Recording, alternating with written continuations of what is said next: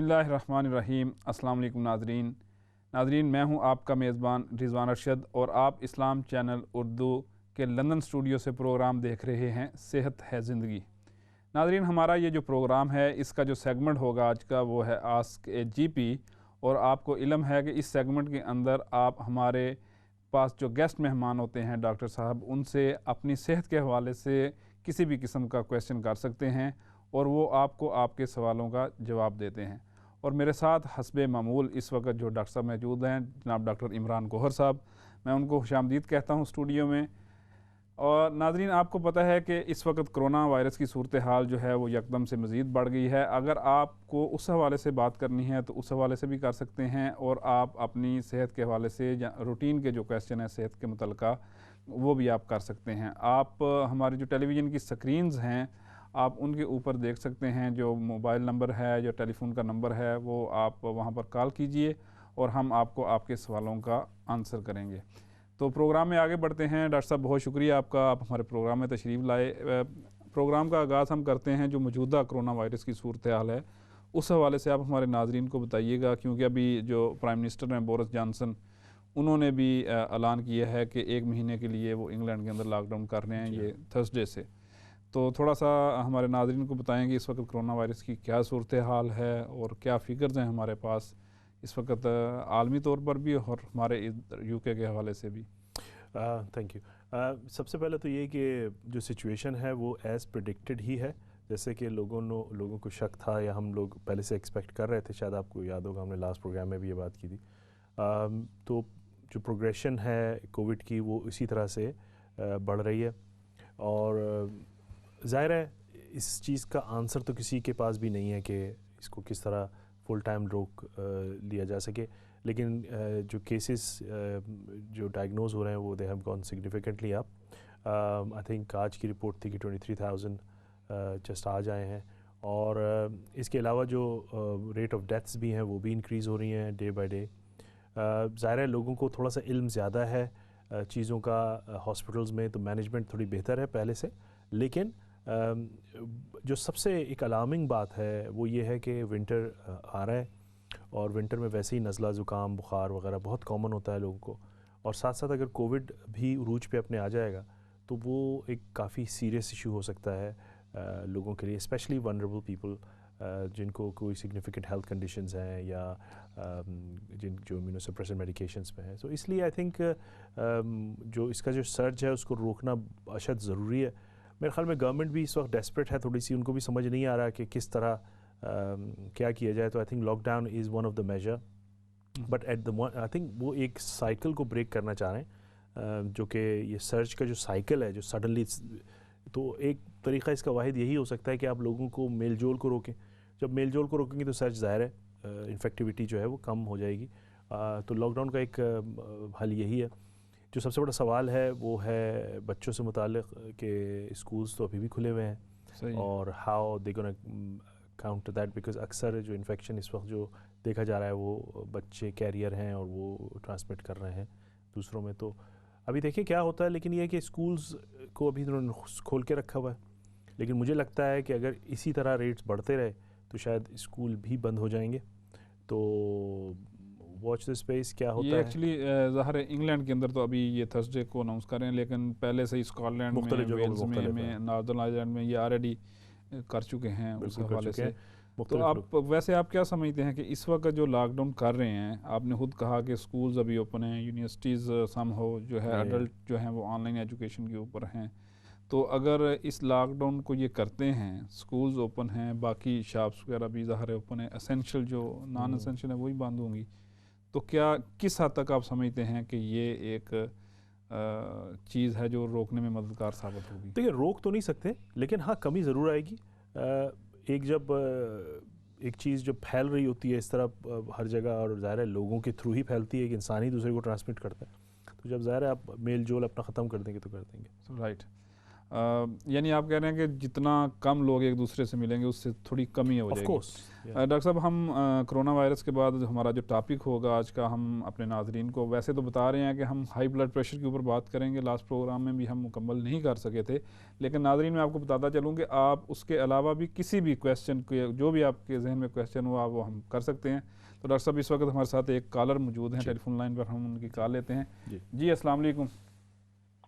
वालेकुम सलाम। जी अस्सलाम वालेकुम। जी पूछिएगा अपना सवाल। जी मैंने पूछना था कि मेरे ना नी में बहुत ज़्यादा दर्द थी पहले और थोड़ी सूजी हुई है और इट्स वेरी बैड स्वॉलन। तो अभी मेरे ना जो राइट सीन है ना उसमें बहुत ज़्यादा दर्द होनी शुरू हो गई है। योर नी, तो आप जरा कुछ राइट नी। बताएं। आपने क्या बोला, नी बोला है? हाँ नी में। Okay okay.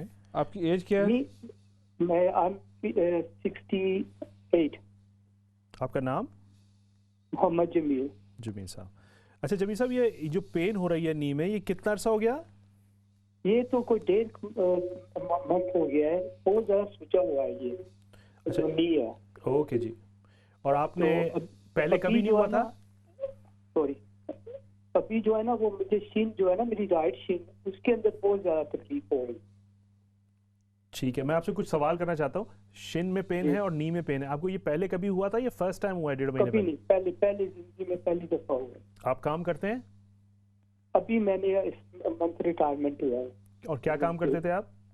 मैं इंस्पेक्टर था British Airways. Okay, do you do a lot of kneeling down or anything like that?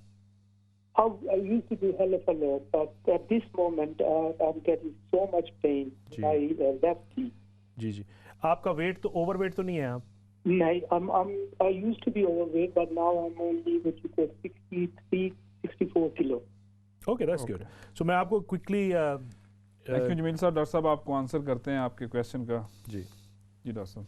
तो जमील साहब, मेरे लिए मैं आपको मशवरा ये दूंगा कि नी पेन जो आपने बताया है with your age, I think first time knee pain हुआ है आपको, you are very lucky actually, because knee is a weight bearing joint, और if you are 68 and had a very practical quite a working life, so I think हमारे जो सबसे common reason है knee pain का वो है osteoarthritis after certain age, यानी कि वेयर एंड टेयर, यानी कि नी जो होता है ज़रा वेयर एंड टेयर, क्यों भी वेट बेयरिंग जॉइंट होता है वो थोड़ा सा वेयर एंड टेयर हो जाता है उसमें, जिसको हम ऑस्टियोआर्थराइटिस कहते हैं, माइल्ड टू मॉडरेट।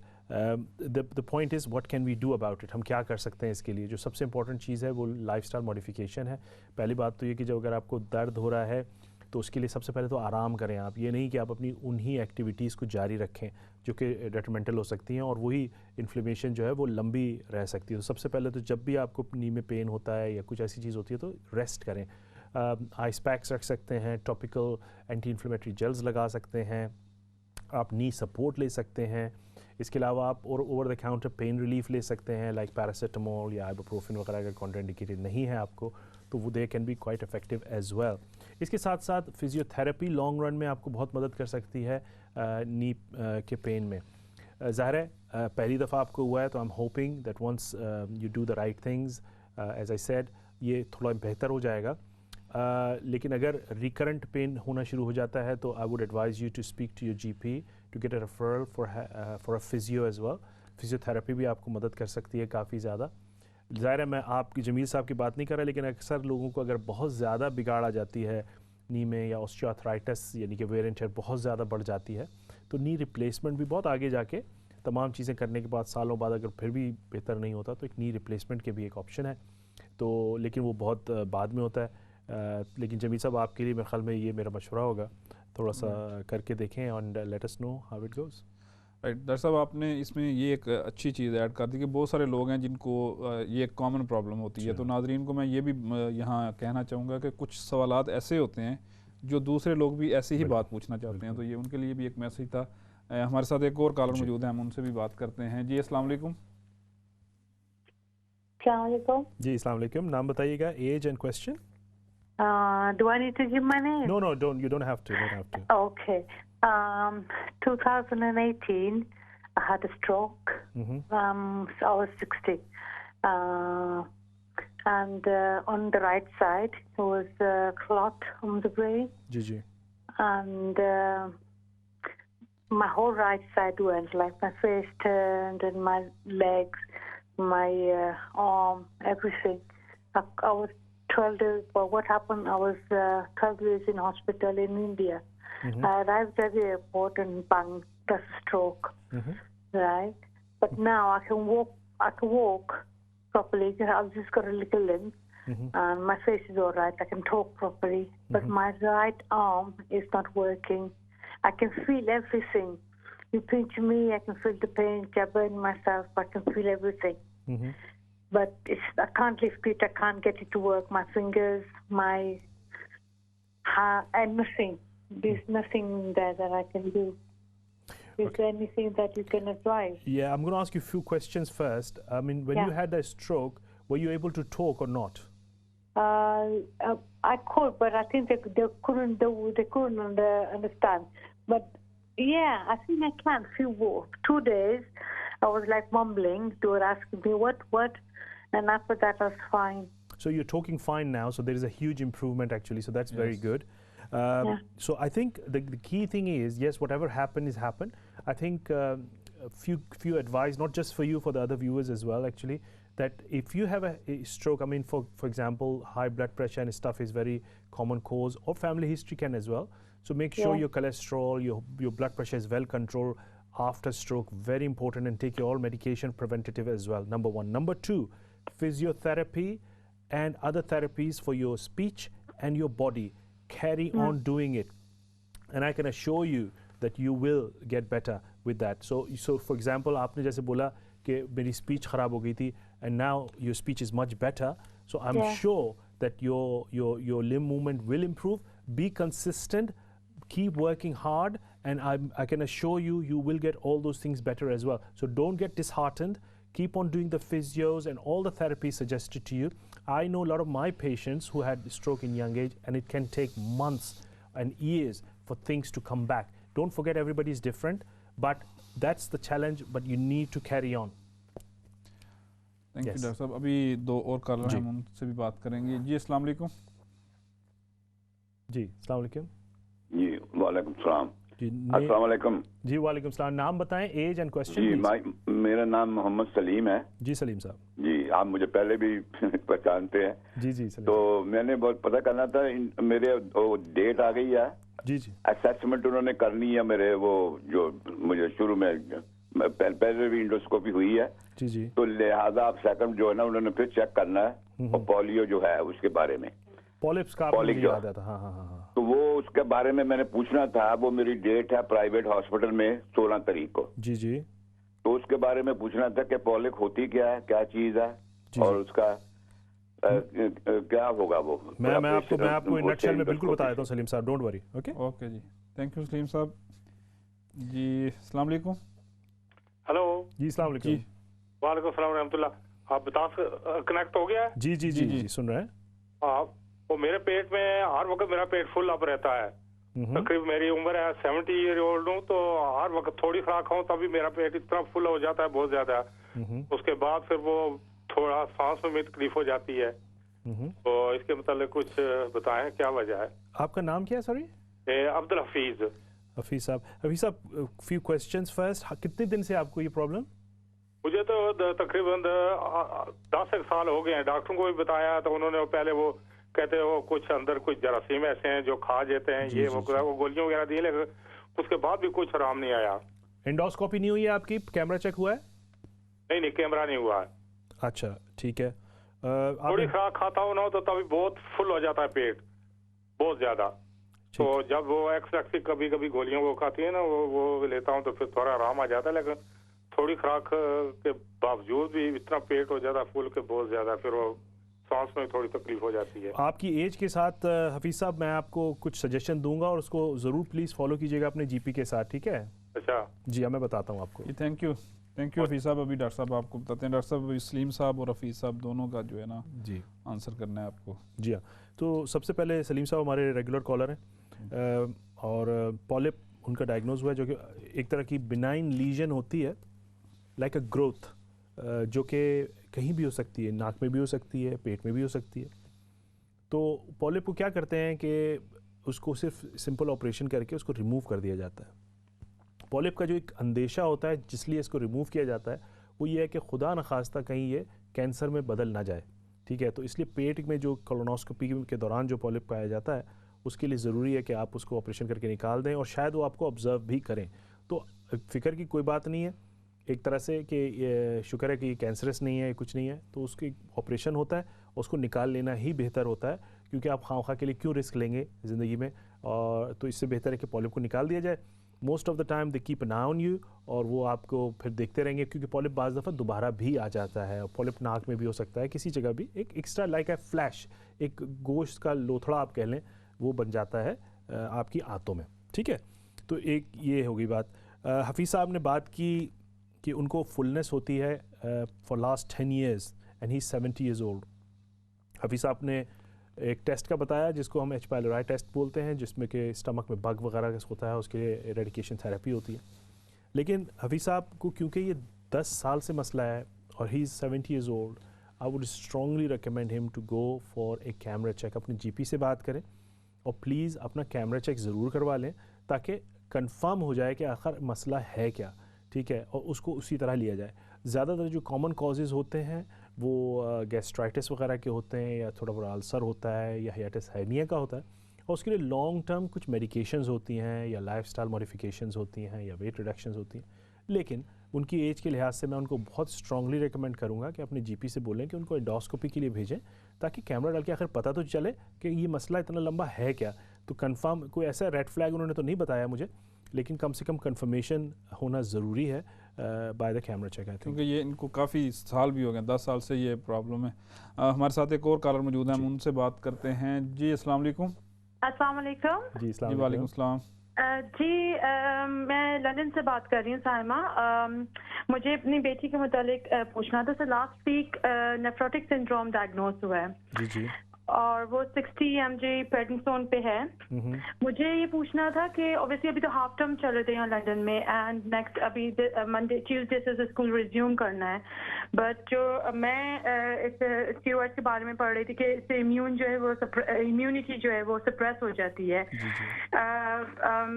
मुझे ये पूछना था कि does she need to be shielded? Very good question. अच्छा, ये बच्ची को जो हुआ है, ये क्या एज क्या है बच्ची की? बेटी मेरी 10 साल की हो जाएगी अभी 23 नवंबर को। और उसको कोई और प्रॉब्लम तो कोई नहीं है? और कोई प्रॉब्लम नहीं है, नहीं। तो अभी प्रेडनिसोलोन कितने अरसे के लिए दिया है? उसने 60 mg दी है 4 वीक के लिए डेली। देखिए, मैं इसका कोई राइट और रॉन्ग आंसर नहीं है पहली बात, लेकिन इस वक्त जो चीज़ है कि जो स्टेरॉइड्स हैं, steroid can reduce your immunity if you catch a COVID and you can get a bad effect with that in some cases। तो मेरे ख्याल में अगर आपकी बच्ची को जब तक कम से कम वो दवाई पे है, तो मेरे ख्याल में उसको शील्ड करने में कोई मुज़ायक़ा नहीं है, और आप उनके स्कूल से बात कर सकती हैं। मुख्तलिफ़ जगहों का मुख्तलिफ रूल है, इसके लिए आप अपने नेफ्रोलॉजिस्ट से भी मशवरा कर सकती हैं। लेकिन अगर आप to be on the safe side रहना चाहती हैं, तो मेरा नहीं ख्याल कि कोई इसमें मुज़ायक़ा है कि आप स्कूल से बात करें और उसको शील्ड करा लें। इसमें कोई एहतियातन मेरे ख्याल में कोई इसमें मुज़ायक़ा नहीं है। ओके, जज़ाकल्लाह, थैंक यू वेरी मच। मुझे बस यही पूछना था, मेरा कंसर्न था। थैंक यू वेरी मच, जज़ाकल्लाह doctor. Thank you, welcome. Thank you जी। डॉक्टर साहब, अभी एक और कॉलर हमारे साथ मौजूद है, हम उनसे भी बात करेंगे। जी अस्सलाम वालेकुम। वालेकुम सलाम जी। जी अस्सलाम वालेकुम। जी आप बात कीजिए। अस्सलाम वालेकुम डॉक्टर साहब। वालेकुम सलाम, सुन रहा हूँ। नाम बताइएगा, age and question please. Doctor साहब, मेरा नाम मुश्ताक अहमद है, मेरी उम्र 60 साल है। जी जी।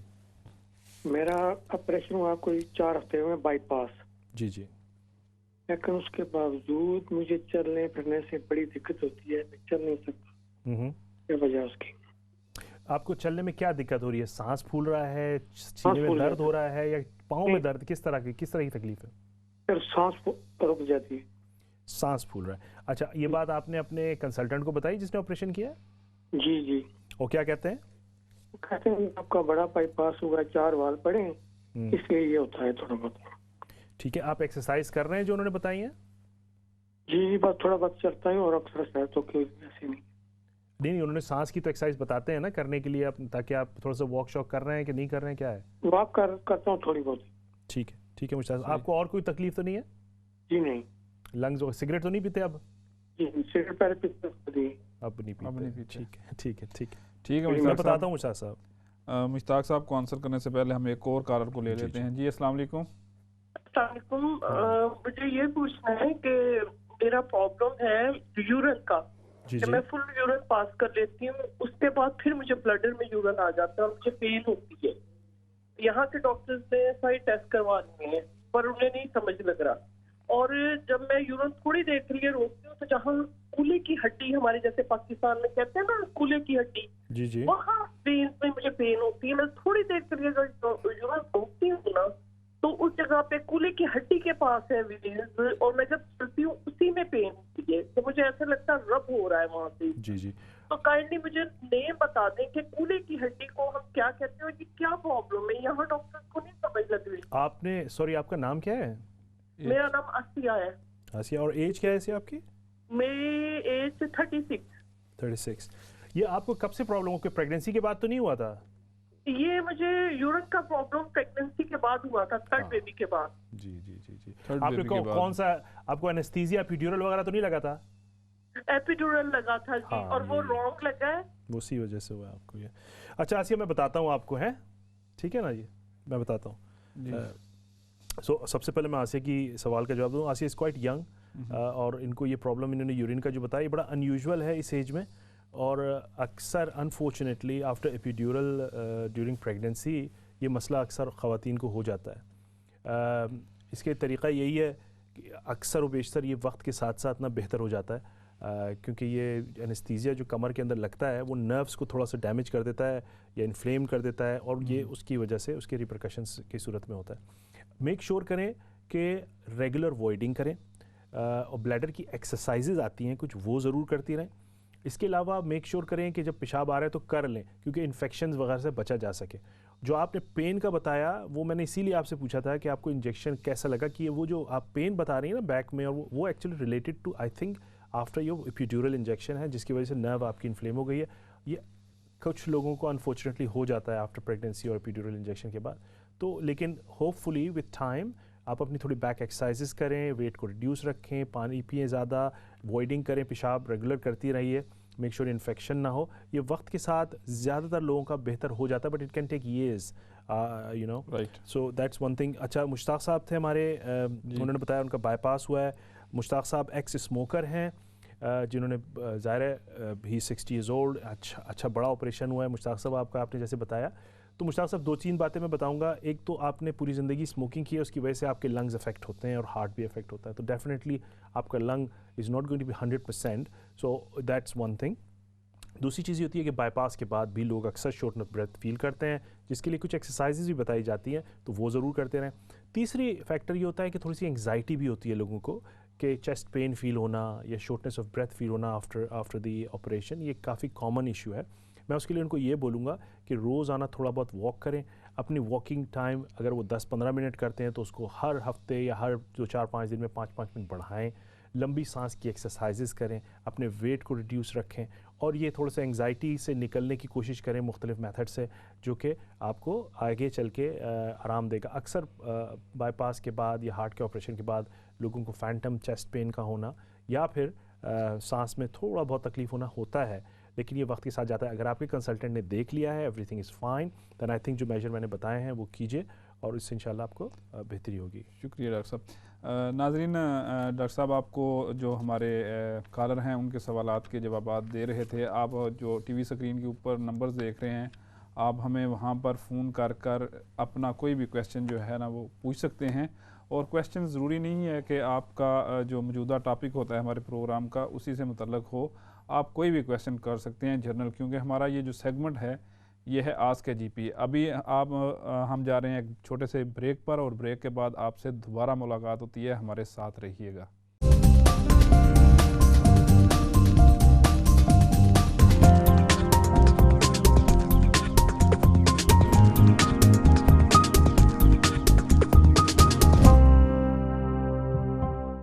नाज़रीन, प्रोग्राम में मैं आपको दोबारा खुशामदीद कहता हूँ। आप देख रहे हैं प्रोग्राम सेहत है ज़िंदगी, और उसका सेगमेंट है आस्क ए जीपी। आपके इल्म में है कि आप इस प्रोग्राम में अपनी सेहत के हवाले से सवालात कर सकते हैं। प्रोग्राम में ब्रेक से पहले हम गुफ्तगू कर रहे थे अपने कॉलर्स के साथ, उनके जो क्वेश्चन थे हम उनको आंसर कर रहे थे। नाज़रीन, मैं आपको बताता चलूँ कि हमारा ये प्रोग्राम सेहत है ज़िंदगी हर इतवार को होता है, लेकिन इसका जो सेगमेंट है आस्क KGP ये हर महीने के पहले और दूसरे संडे को होता है। तो हमारा अगला जो प्रोग्राम होगा वो नेक्स्ट संडे को होगा।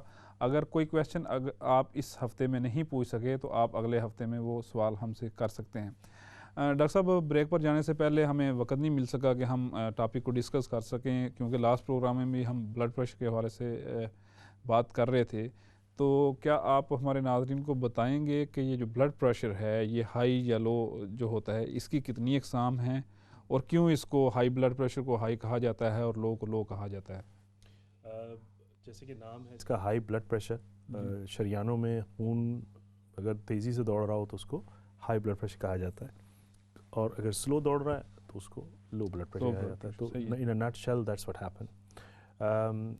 इसके कॉजेज़ में जो मोस्ट इम्पोर्टेंट कॉजेज़ हैं वो फिर हम वही बात करेंगे कि अच्छा डॉक्टर साहब, इस कॉजेज़ पर जाने से पहले मैं आपसे ये बात कर रहा हूँ कि देखें, दो निशानियाँ तो आपने बता दी कि अगर तेज़ी से फास्ट है तो वो हाई है और अगर स्लो है तो वो लो ब्लड प्रेशर। लेकिन क्या ये दोनों ही चीज़ें इंसानी सेहत के लिए ख़तरनाक हैं? हाँ, low blood pressure is not that a big problem actually, to be honest with you. High blood pressure ज़्यादा प्रॉब्लम है। इसकी वजह ये है कि ये ज़्यादा कॉमन है और इसके जो रिपरकशंस हैं ज़्यादा हैं। फॉर एग्जांपल हार्ट पे स्ट्रोक हो जाना और दूसरी चीज़ों का आइज़ पे अफेक्ट होना या किडनीज़ पे अफेक्ट होना, हार्ट पे अफेक्ट होना। तो जो मेजर ऑर्गन्स हैं उस पे इसके रिपरकशंस हैं। और सबसे जो इम्पोर्टेंटली है वो यही है कि स्ट्रोक वगैरह जो है, अगर आपके कंसिस्टेंटली हाई ब्लड प्रेशर है तो आपका रिस्क फैक्टर बढ़ जाता है स्ट्रोक वगैरह के लिए भी। तो ज़ाहिर है इस high blood pressure is bigger problem, specially Asian community में, ब्लैक कम्युनिटी में, ओवरऑल सब में ही है, लेकिन इनमें कुछ ज़्यादा ही है क्योंकि ये गुस्से वाले होते हैं। आई डोंट नो गुस्से की वजह से। हमारे साथ दो कॉलर भी मौजूद हैं, उनसे बात करते हैं। जी अस्सलाम वालेकुम। जी वालेकुम सलाम। डॉक्टर साहब, मेरा नाम है मोहम्मद अकरम। जी अकरम साहब। उम्र है 72 जी। ये मेरे कानों में दर्द है 3-4 साल से। दोनों कानों में? एक में? एक में। ओके। तो पता नहीं क्यों उन्होंने जी इन्फेक्शन हो गया, बहुत डॉक्टरों ने दवाई दी, स्पेशलिस्ट के पास गया तो उन्होंने कैमरा डाल कर भी देखा नाक से, तो कोई समझ नहीं आती। फिर उन्होंने साफ कर दिया, अभी ठीक है जी, अभी फिर दर्द होता है। तो फिर मैंने जीपी ने देखा, उसने बोला कि तेरे कान में ना जैसे अक्समा होता है ना, ऐसे कान ड्राई है जिल्द, इसलिए ये हिचिंग होती है जिसको हम खारिश बोलते हैं। ठीक है। और ये इसका मतलब है ये इन्फेक्शन आता जाता रहता है, ठीक कह रहे हो? हाँ। अच्छा, इसके लिए आपको क्या देते हैं? वो स्प्रे देते हैं या ड्रॉप्स? नहीं, स्प्रे दी, ड्रॉप दिया, कोई फायदा नहीं हुआ।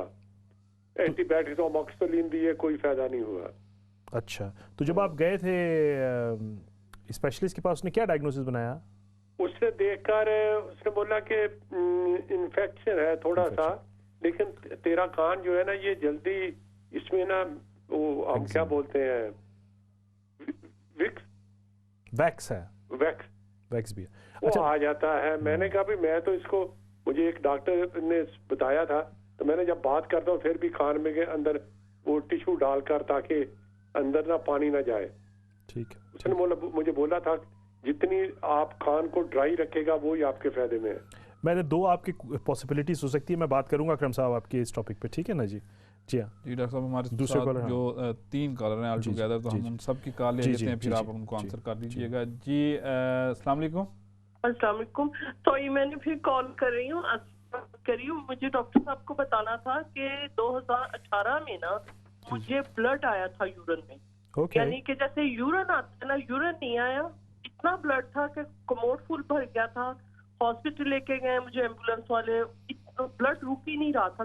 यानी कि मैं अपनी तरफ से यूरिन पास कर रही थी, फ्रेश ब्लड नहीं कर रहा था।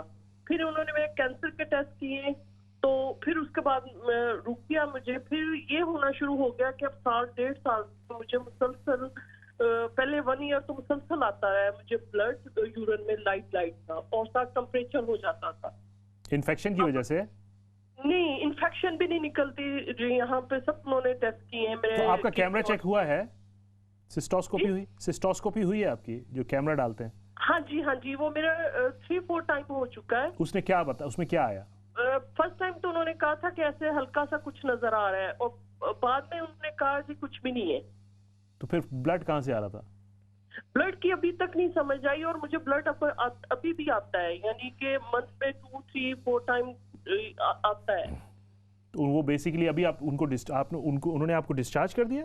हाँ जी, मुझे उस वक्त तो उन्होंने डिस्चार्ज कर दिया था। अब मुझे हल्का हल्का आता है यूरिन के बाद ना, जब मैं जोर लगाती हूँ ना, जैसे प्रेगनेंसी में नहीं बंदा जोर लगाता, फुल मेरा यूरिन नॉर्मल पास होता है, पर जो वो ड्रॉप्स मुझे अंदर इरिटेट करते हैं ना, जब मैं उसको पुश करके निकालती हूँ ना, तब फिर मुझे जब बहुत ज्यादा 1 घंटा, समटाइम मुझे 1.5 आवर हो जाते हैं कमोड पे बैठे, जिससे मेरी लेग, मेरी बैक अब डे बाय डे ऐसे है कि मैं किचन में थोड़ी देर खड़ी हूँ, मैं यानी कि बाहर जाती हूँ बगैर सहारे के नहीं चल सकती। इतनी मेरी कंडीशन डे बाय डे होती जा रही है। डॉक्टर बस मेडिसिन, कभी कोई टैबलेट, कभी कोई। आपको उन्होंने प्रोफाइलैक्टिक एंटीबायोटिक पे लगाया है, लेकिन कंटिन्यूअसली किसी एंटीबायोटिक पे रखा है रोजाना लेने के लिए? नहीं, एंटीबायोटिक नहीं उन्होंने रखी, कह रहे थे कि मेरे ख्याल में एक तो पहली बात आप जोर न लगाया करें, पहली बात ये। दूसरी ये कि मेरे ख्याल में जो आप मुझे बता रही हैं, मुझे कोई इन्फेक्शन का कोई सिलसिला लग रहा है, क्योंकि अगर कैमरे 3 दफ़ा हुए कुछ नज़र नहीं आया तो इन्फेक्शन यूरेथ्रा का हो सकता है, आपको जो इरिटेट कर रहा हो, जो बार बार फिनिश नहीं हो रहा। एक ऑप्शन आप डिस्कस कीजिएगा अपने जीपी के साथ कि प्रोफाइलैक्टिक एंटीबायोटिक, यानी कि रोज़ाना एक स्मॉल डोज में एंटीबायोटिक लॉन्ग टर्म के लिए 2 से 3 महीने के लिए लेके देखें, और इंशाल्लाह देखें उससे शायद फ़र्क पड़े आपको, अगर आपने अभी तक नहीं ली। तो मेरा मशवरा नेक्स्ट स्टेप का ये होगा कि आपके, क्योंकि काफ़ी सारे टेस्ट तो हो चुके हैं ऑलरेडी, आपने सिर्फ एक जो काम नहीं किया है वो प्रोफाइलैक्टिक एंटीबायोटिक का नहीं किया है। एक कॉमनेस्ट एंटीबायोटिक जो फ्रीक्वेंटली यूज़ करते हैं, नाइट्रोफुरेंटोन या ट्रामेथोप्रिम, आपने जीपी से डिस्कस करके 1, 2 या 3 महीने ले लीजिए। अगर आपको एलर्जी नहीं है उससे, तो मेरे ख्याल में उससे काफ़ी अफाका होगा आपको। मेरा मशवरा इस वक्त आपके लिए यही है। वो ना डॉक्टर साहब, मेरे जब ब्लड आता है ना, तो इन्होंने इन्फेक्शन का टेस्ट किया है, इन्फेक्शन नहीं आती, मगर ब्लड यूरिन में आ रहा होता है। मैं बिल्कुल समझ रहा हूँ, लेकिन जब टेस्ट हो गया है, कुछ नहीं आया है, तो जो फ्रेश ब्लड है वो जहर है या आपकी यूरेथ्रा की लाइनिंग से आ रहा है। तो जो मोस्ट कॉमन रीज़न है, आपने सारी चीज़ें तो और कर ही ली हैं, तो मेरा इसलिए मैं नेक्स्ट स्टेप एक चीज़ नहीं किया, मैं वो करने का आपको मशवरा दे रहा हूँ। मैं बंद करती हूँ, तो आप मुझे ना फिर मेडिसिन का बताएं था। जी चलें, आपको डॉक्टर साहब आंसर करते हैं इस कॉल के बाद। डॉक्टर साहब हमारे साथ एक और कॉलर भी मौजूद है, हम उनको भी ले लेते हैं। जी अस्सलाम वालेकुम। वालेकुम सलाम जी। जी अस्सलाम वालेकुम। नाम बताइए जी। नाम? जनाब सैयद हुसैन काज़मी याद कर रहा हूँ। जी काज़मी साहब। जी मोहतरम, डॉक्टर साहब से ये पूछना है जी कि मेरी वाइफ अरसा 10-12 साल से डायरिया की बीमारी में मुब्तला है, और लेक्सोटानल जो कैप्सूल है वो यूज कर रही है 12-13 साल से, नपारामाइड।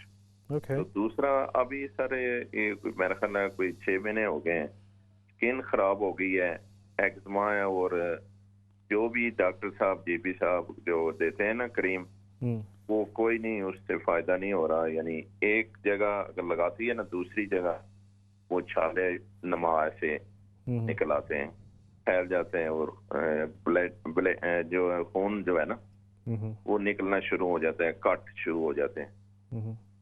काजी साहब, वाइफ की एज क्या है आपकी? एज कितनी? 52 है सर। अच्छा 52 है। चलिए काज़मी साहब, आपको डॉक्टर साहब आंसर करते हैं। जी थैंक यू। डॉक्टर साहब वन मोर कॉलर हमारे साथ मौजूद हैं। जी अस्सलाम वालेकुम। जी वालेकुम सलाम। डॉक्टर साहब, मेरी प्रॉब्लम ये है कि मेरे कान दे विच ते सिरे च मैंने शू शू दी आवाज आंदी रहंदी हर वक्त, बड़ा शोर शराबा पे है।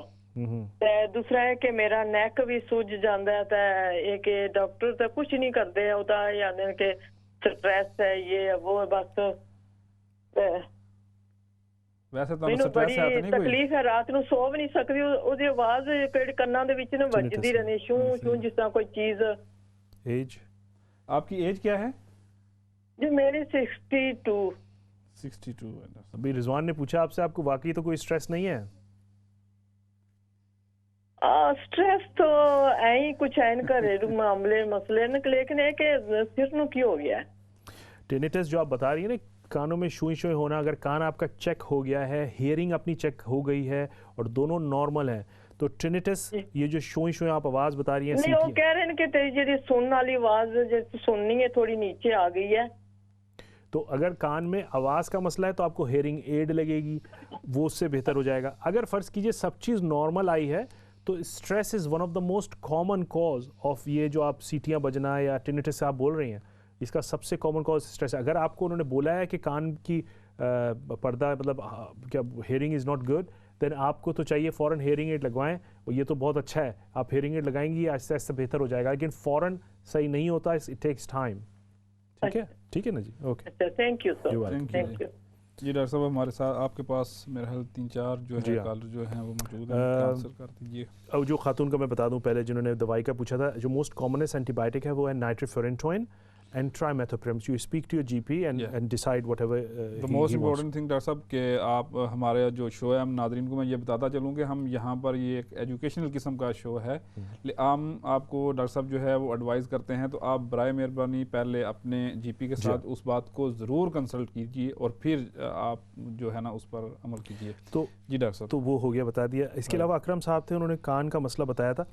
जिस तरह उन्होंने बताया मुझे, दोनों मसले, एक हम कहते हैं ओटाइटिस एक्सटर्ना यानी कि एक्जिमा या ड्राइनेस हो जाती है कान में, और वो कान में अक्सर आप जब यूँ टच करते हैं तो पेन होता है या स्वेलिंग हो जाती है आउटसाइड। ये बड़ा लॉन्ग रन इशू होता है अनफॉर्चुनेटली, या नहाने से, पानी से, और ये it can be a recurrent problem. तो इसके लिए सबसे पहले तो देखने की ज़रूरत है कि क्या चीज़ ट्रिगर कर रही है, सोप है, कुछ है, तो उसको अवॉइड करें। और इसके अलावा इसके लिए लॉन्ग रन ड्रॉप्स या स्प्रेज भी आते हैं। अगर वैक्स का मसला है तो आजकल माइक्रोसक्शन एक बड़ी अच्छी चीज़ है, इंस्टेड ऑफ सिरिंजिंग उससे वैक्स निकालें और सोडियम बाइकार्ब वगैरह के ड्रॉप्स आते हैं, वो कंटिन्यूसली यूज़ करते रहें। तो इन दोनों चीज़ों का ये मैं आपको बताऊंगा। ये कान के हवाले से आप जी हाँ जी, कान के जो पहले कॉलर थे अकरम साहब थे, उनके लिए। लेकिन ज़ाहिर है ये दोनों क्योंकि लॉन्ग टर्म प्रॉब्लम है, तो प्लीज़ इसके बारे में पढ़ लें, क्योंकि अक्सर लोगों की अनरियलिस्टिक एक्सपेक्टेशन हो जाती है। तो ये दोनों, एक है ओटाइटिस एक्सटर्ना और एक है वैक्स, दोनों ही आते जाते रहते हैं। काज़मी साहब थे, उन्होंने अपनी वाइफ जो कि 52 ईयर्स ओल्ड हैं, उनके बारे में पूछा था डायरिया का, and she is using loperamide. अब मैं सॉरी उनसे पूछ नहीं सकता, लॉन्ग टर्म यह। तो मैं सबसे पहला तो मेरा सवाल ये होगा कि काज़मी साहब को मशवरा ये होगा कि वो अपने डॉक्टर से जाके मिलें और उनको मज़ीद इन्वेस्टिगेशन और कैमरा चेक ज़रूर करा लें। इतना लंबे अरसे से अगर उनको डायरिया रह रहा है, that's not normal. She need to be it's need to be looked into कि आखिर वजह क्या है। उसके लिए हो सकता है कि उनको अपर गैस्ट्रोस्कोपी करके या कोलोनोस्कोपी करके ज़रूर मेरे ख्याल में चेक करा लें, rather than guessing and treatment. So मैं उनको, मेरे लिए मेरा मशवरा यही होगा कि इतने लंबे अरसे के अगर डायरिया है तो उसको प्लीज़ हैव अ लुक। और एक्जिमा का जो उन्होंने मसला बताया, उसके लिए मुख्तलिफ क्रीम, जैसा वो बता रहे हैं कि स्किन के हवाले से जो जी हाँ स्किन का, हाँ, और वो भी तकरीबन 6 माह हो गए हैं जी हाँ, वो बता रहे हैं। तो अगर मामूली सा एक्जिमा है तो उसके लिए तो मॉइस्चराइजर्स या इमोलियंट्स रेगुलरली यूज़ करें। सोप वगैरह देखें कि कोई चीज़ को ट्रिगर तो नहीं कर रही, खाने पीने में चीज़ें बाज़ दफ़ा ट्रिगर कर जाती हैं। इसके अलावा बाज़ दफ़ा स्ट्रेस या फैमिली में हिस्ट्री है या पेट्स हैं या कार्पेट है, they all can contribute to eczema as well. इसके अलावा एक आजकल ओवर द काउंटर भी सारी माइल्ड स्टेरॉइड क्रीम आती हैं, वो भी यूज़ करके देख सकते हैं। और इसके अलावा अगर उससे भी ठीक नहीं हो रहा तो अपने GP को तस्वीर भेजें, अगर वो नहीं ट्रीट कर पा रहे तो हो सकता है आपको स्पेशलिस्ट को रेफ़र किया जाए। राइट। तो ये काज़मी साहब के लिए मेरा मशवरा होगा। हमारी लास्ट कॉलर जो थी वो ईयर एक का, उन्होंने बोला था कि उनके कान में दर्द है और टिनिटस है। आई थिंक ये टिनिटस वाली कॉल, ये कान में शुएं होना या सीटी का बजना है, पहले भी हमारे साथ काफ़ी कॉलर्स आ चुके हैं इस मसले पे।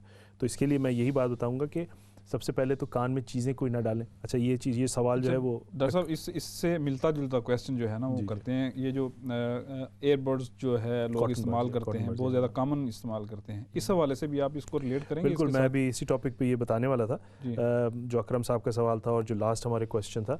तो सबसे पहले तो कान में कोई भी चीज़ यूज़ ना करें, एयरबड्स भी, कोई कॉटन बड्स, कोई चीज़। लोग अक्सर मैं देखता हूँ कि वो अपनी मेल वगैरह डाल रहे इस होते तरह की चीज़ें निकालने हैं के और लिए टूथपिक्स डाल रहे हैं या माचिस की तीली डाल रहे हैं, कॉटन बड्स डाल रहे हैं। It's not recommended at all actually. उसकी वजह यह है कि आपको नहीं पता कि आप क्या डैमेज कर रहे हैं। हर इंसान की जो कैनाल है, ईयर कैनाल है, वो डिफरेंट है, मेरी आपसे मुख्तलिफ होगी। You don't know how far it is, and lot of time मैंने खुद देखा है कि लोग डैमेज कर देते हैं, बर्स्ट हो जाती है, उस पर ब्लड आ जाना, टिम्पैनिक में जो झिल्ली होती है वो फट जाती है। तो ये सब बिग रिस्क एक्चुअली। अगर आपको वैक्स का मसला है तो चेक करा लें, या फिर ओवर द काउंटर जो simple olive oil drops, almond oil drops या सोडियम बाइकार्ब होते हैं वो आप सिंपल ड्रॉप्स यूज़ करते रहें।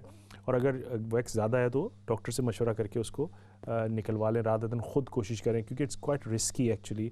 और एक दफ़ा अगर डैमेज हो जाए कान का इस तरह का ना, तो ये फिर कम एंड गो होता रहता है। जैसे उन्होंने बताया कि अकरम साहब को मसला था कि मुसलसल, तो ये कान का अगर री इन्फेक्शन बड़ा इशू बन जाता है बाज़ दफ़ा, क्योंकि एक तरह की सेंसिटिविटी हो जाती है, फिर वो मुसलसल आपको छोटी छोटी चीज़ों में भी इन्फेक्शन होना शुरू है। तो बेहतर है कि एहतियाती की जाए ताकि उस स्टेज पे ना पहुँचें, और अगर कोई है तो अवॉइड करें उस चीज़ को। तो टिनिटस का हम बात कर रहे थे जो उन्होंने बताया, एक तो ये बातें, और कान की अपनी जो हेयरिंग है वो ज़रूर चेक करा लें। अक्सर एज के बाद हमारी हेयरिंग कम हो जाती है, हमें रियलाइज़ भी नहीं होता, तो आप हेयरिंग चेक ज़रूर करा लें। और you will be surprise how many people need hearing aid actually in that case. So वो एक बड़ा आसान सा हल होता है कि उससे लगा लें तो बेहतरी आ जाती है। अक्सर लोग अच्छा नहीं समझते लगाना, समझते हम बूढ़े हो गए, लेकिन आई थिंक जो प्रॉब्लम अगर सॉल्व हो रहा है तो उसको ज़रूर यूज़ करें। डॉक्टर साहब, पिछले प्रोग्राम की तरह इस दफ़ा भी हम ब्लड प्रेशर पे तो शायद ज़्यादा बात ना कर सकें, लेकिन हमारे साथ 2 कॉलर रोड मौजूद हैं, हम उनसे बात करेंगे। जी अस्सलाम वालेकुम। जी अस्सलाम वालेकुम। अस्सलाम वालेकुम। जी नाम बताइएगा एंड एज। वालेकुम अस्सलाम। मेरा नाम है मोहम्मद असगर। जी असगर साहब, अपने टीवी की आवाज़ आप बंद कर दीजिए। और मेरी उम्र है 79 ईयर्स। जी असगर साहब सवाल कीजिए। मेरा दरअसल जो ब्लड प्रेशर बहुत लो है, इस बिटवीन 40 एंड 48। तो मैंने अपने जीपी से बात की थी थोड़ी देर पहले, तो उन्होंने कहा कि इसकी ये भी वजह हो सकती है, बाद का किडनी की प्रॉब्लम होती है। तो उन्होंने मेरे ब्लड प्रेशर वगैरह, मेरा जो ब्लड टेस्ट किए हैं, तो उन्होंने कहा कि नहीं, आपकी कोई प्रॉब्लम नहीं है किडनीज में। तो अब मुझे ये थोड़ा सा डर है कि इसके क्या खतरनाक कब से है आपको रिजल्ट हो सकते हैं कि लो ब्लड प्रेशर के। कब से है आपको, और आप कौन सी दूसरी दवाइयाँ लेते हैं? मैं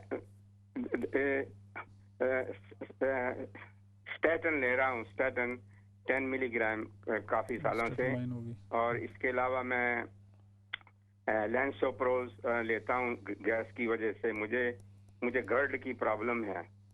इसके अलावा उसके अलावा मैं और कोई ये दोनों दवाइयाँ मैं ले रहा हूँ। और ये ब्लड प्रेशर का मसला आपको अभी रिसेंटली हुआ है या हमेशा से है? नहीं, पहले से नहीं, अभी 2-3 महीने से। पहले मेरा जो ब्लड प्रेशर था वो तकरीबन 60 और 70 के दरमियान रहता था, लेकिन अभी कुछ महीनों से वो इस बिटवीन 40, 48, 45 इतना रहता है। असगर साहब मैं आपको क्विकली चीज़ें बताता हूँ, एक सवाल अपने दूसरे कॉलर के बाद, ठीक है जी? Thank you. जी हम दूसरे कॉलर से बात करते हैं। जी अस्सलाम वालेकुम। वालेकुम अस्सलाम। जी डॉक्टर साहब, मुझे अपने ये ब्लड प्रेशर के बारे में पूछना, और दूसरा मैं जब आपसे तमाम सवाल पूछ लूँ और आपको कोई पूछना हो तो बताइएगा, ताकि जब मैं फ़ोन नीचे रखूँ तो तब जवाब दीजिएगा। मेरा प्रॉब्लम ये है कि मेरी पूरी फैमिली जो है वो हार्ट पेशेंट और हाई ब्लड प्रेशर उनको होता है, और 98% जो डेथ हैं वो हार्ट से होती हैं। तो चूंकि मुझे भी ब्लड हाई प्रेशर है, पहले मुझे 2.5 से शुरू की थी उन्होंने प्री रिम्पल, तो अब जो है वो 10 mg की मैं यूज कर रही हूँ एवरी डे तकरीबन 6 साल से।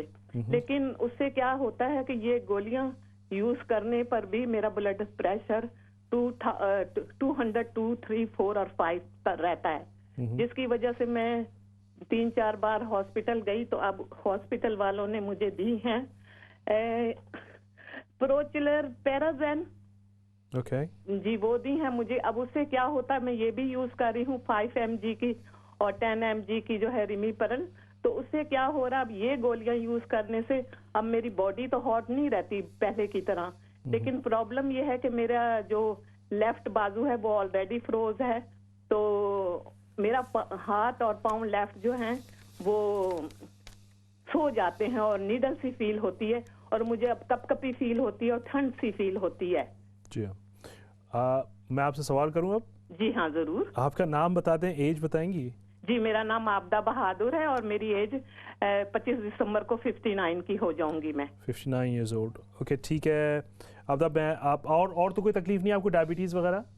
बिल्कुल नहीं, मुझे और कोई तकलीफ, बस हाई ब्लड प्रेशर की प्रॉब्लम है और दूसरा मुझे वो गैस्ट्रियो की भी टैबलेट देते हैं एवरीडे, सुबह वो मैं लेती हूँ ब्रेकफास्ट से पहले। जी। और मैं प्रीवियस टाइम में कैंसर की पेशेंट रह चुकी हूँ, मेरी जो है मेजर सर्जरी हो चुकी है और मेरी दोनों ओवरी वो भी चीज उन्होंने निकालनी थी बिकॉज ट्यूमर काफी बड़ा था, 22 सेंटीमीटर।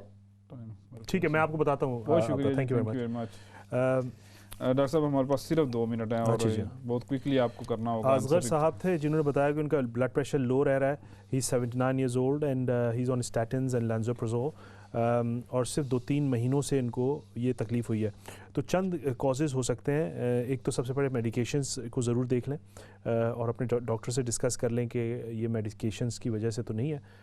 दूसरी चीज़ ये है कि उन्होंने सही बताया कि उनको प्रॉपर एक ब्लड टेस्ट, ब्लड प्रोफाइल करने की ज़रूरत है, उनमें hormonal checks and everything else has to be checked as well, including his liver function, kidney functions, thyroid and everything else as well, ताकि देखा जाए कि अचानक क्यों आखिर ब्लड प्रेशर इस तरह लो होने लग गया है। And because it's not a very usual issue actually. हाँ, अक्सर लोगों को हिस्टोरिकली होता है, वो कहते हैं हमें हमेशा ही ब्लड प्रेशर सर्टेन लेवल पे था, लेकिन अगर किसी का अचानक 1-2 महीने से हो रहा है तो he need a proper check for everything including the medications.